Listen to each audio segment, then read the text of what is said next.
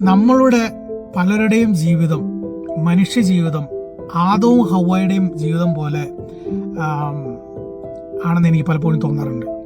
ബൈബിളിലെ ആദവും ഹവ്വയുടെയും ജീവിതം പോലെ എന്ന് എനിക്ക് തോന്നാറുണ്ട്.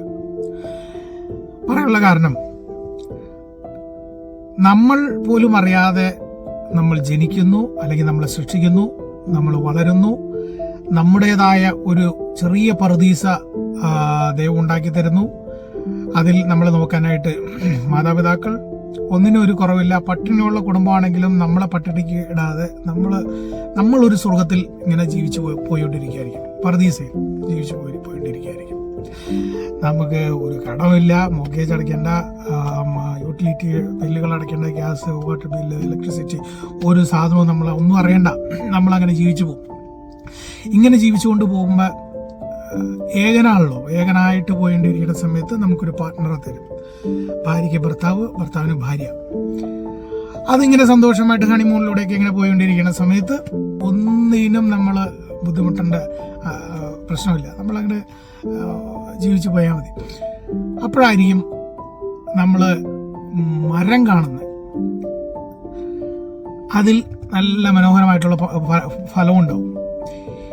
ഈ ഫലം ഇത്രയും പഴങ്ങളൊക്കെ ഉണ്ടായിട്ടും, ആഹാരം കഴിക്കാനുള്ള എല്ലാ സാധനങ്ങളും ഉണ്ടായിട്ടും, ഈ പറയുന്ന സാധനം നമ്മൾ കാണുമ്പോൾ നമ്മുടെ കണ്ണിന് മഞ്ഞളിപ്പുണ്ടാവും.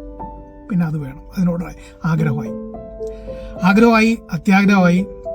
അതിങ്ങനെ ആലോചിച്ചുകൊണ്ടിരിക്കുന്ന സമയത്ത് ഏതെങ്കിലും ഒരു പിശാച്, ഏതെങ്കിലും ഒരു ആളുടെ രൂപത്തിൽ നമ്മുടെ മുന്നിൽ വരും. വന്നിട്ട് നമുക്ക് വേണ്ടിയിട്ടുള്ള ഉപദേശങ്ങൾ തരും. ആ ഉപദേശങ്ങൾ വീണ് അവരോടൊപ്പം നമ്മൾ ഇറങ്ങി പഴം പറിക്കാനായിട്ട്. നമുക്ക് ചിലപ്പോൾ ആ സമയത്ത് എല്ലാ കാര്യങ്ങളും ഉണ്ടാവും.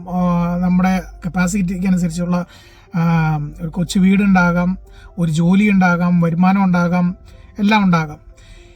ഈ സാഹചര്യത്തിൽ ഇങ്ങനെയുള്ളൊരു പിശാച് നമ്മുടെ അടുത്ത്, കാരണം നമ്മുടെ ഉള്ളിലും ആഗ്രഹം ഒക്കെ കയറി തുടങ്ങി. അതുകൊണ്ടാണ് ഇങ്ങനെയുള്ള ആളുകളും പിശാചുകളും കൂടെ വരുന്നത്.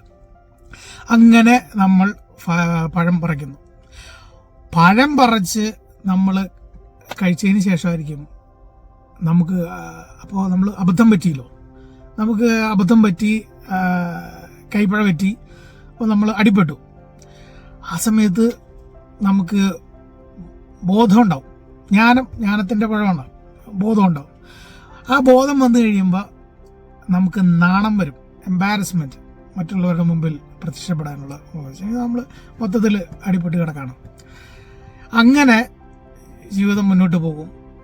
അപ്പോൾ ദൈവം ഇതറിയും. ദൈവം നമ്മുടെ പറുദീസയിൽ നിന്നും പതുക്കെ പുറത്താക്കും. പതുക്കെ നമ്മൾ എവിടെയെങ്കിലും പോകും. വിദേശത്ത് പോകാം, ജോലി വിട്ട് വേറെ സ്ഥലത്ത് പോകാം, നാട് വിട്ട് വേറെ സ്ഥലത്ത് പോകാം. എന്തെങ്കിലും മാറ്റങ്ങൾ നമ്മൾ പോയി, നമ്മളെ ചവിട്ടി പുറത്താക്കി. അങ്ങനെ പുറത്താക്കിയിട്ടുള്ള ജീവിതത്തിൽ നമുക്ക് കായേനും ആബേലും പോലെ 2 പിള്ളേരും ഉണ്ടാവും, 2 മക്കളുണ്ടാവും. പിന്നെയുള്ള ജീവിതം, ഈ പറുദീസയിൽ നിന്ന് വെളിയിൽ വന്നതിനുള്ള ശേഷമുള്ള ജീവിതം എന്ന് പറഞ്ഞു കഴിഞ്ഞാൽ, പിന്നിലുള്ള കഷ്ടപ്പാടുകളും ബുദ്ധിമുട്ടുകളും കണ്ടും സഹിച്ചും ജീവിക്കുന്ന ഒരു ആദത്തിൻ്റെയും ഹവ്വയുടെയും കഥയായിരിക്കും. അങ്ങനെയാണല്ലോ ബൈബിളിൽ. പറുദീസയിൽ ഉണ്ടായിരുന്ന സമയം വരെ ആദം മാലാഖമാരെക്കാളും വലിയ വ്യക്തികളായിരുന്നു. പറുദീസയിൽ നിന്ന് പുറത്താക്കിയതിന് ശേഷം അവരുടെ ഒരു അഡ്രസ്സില്ല. കുറേ വർഷങ്ങൾ, നൂറ്റാണ്ടുകൾ ജീവിച്ചു എന്നുള്ളതാണ്. ആ ജീവിക്കാൻ തന്നെ കാരണം കാണാൻ വേണ്ടിയിട്ടാണ്, ഈ ദുരിതങ്ങൾ കാണാൻ വേണ്ടിയിട്ടാണ്. ദൈവം കൊടുക്കുന്ന പണികൾ നമ്മൾ അറിയണമല്ലോ. അപ്പോൾ അതിന് വേണ്ടിയിട്ട് കാണാൻ വേണ്ടിയിട്ട് വെച്ചു. ഇതിനിടയ്ക്ക് നമ്മൾ പ്രത്യേകമായിട്ട് കാണാൻ പോകുന്നത് സിബ്ലിംഗ് റൈവലറി ആയിരിക്കും. നമ്മുടെ തന്നെ മക്കൾ അവിടെ റൈവലറി ആയിരിക്കും. അവരങ്ങോട്ടും ഇങ്ങോട്ടും അസൂയ പോണ്ട് പിന്നെ വീണ്ടും ഇതേ ജീവിതം. അതുകൊണ്ടാണ് ഞാൻ പറഞ്ഞത്, നമ്മുടെ ജീവിതം ആദവും ഹവ്വയുടെയും ജീവിതം പോലെ വളരെ സാമ്യമുള്ളതാണ്. അവർക്ക് പലരുടെയും, എല്ലാവരുടെയും ആണോ എന്നുള്ളത് ഓരോരുത്തരും ആത്മപരിശോധന നടത്തി കഴിഞ്ഞാൽ അറിയാൻ പറ്റും.